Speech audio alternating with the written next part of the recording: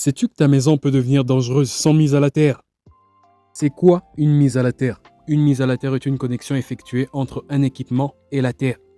Et son rôle est tout simplement d'évacuer les courants dangereux vers le sol. Pourquoi est-ce indispensable? Premièrement, pour protéger les personnes contre les chocs électriques. Deuxièmement, pour protéger les équipements contre les surtensions. Et troisièmement, pour réduire les risques d'incendie. Comment ça fonctionne? Le courant de fuite est dirigé vers le sol. La protection différentielle coupe immédiatement. Prenons l'exemple d'un réfrigérateur dans une maison. Lorsqu'une personne touche, elle devient directement le chemin de passage du courant vers le sol. Et cela, on l'appelle électrisation. On dit que la personne est électrisée. Comme vous savez, le corps humain est conducteur d'électricité. Lorsque une personne touche une carcasse qui est connectée à une phase, cette personne devient conductrice d'électricité vers le sol. Alors il est très important de ne pas devenir ce chemin d'électricité vers le sol.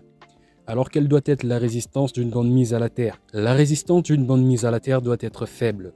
La valeur recommandée doit être inférieure à 100 ohms, idéalement inférieure à 10 ohms.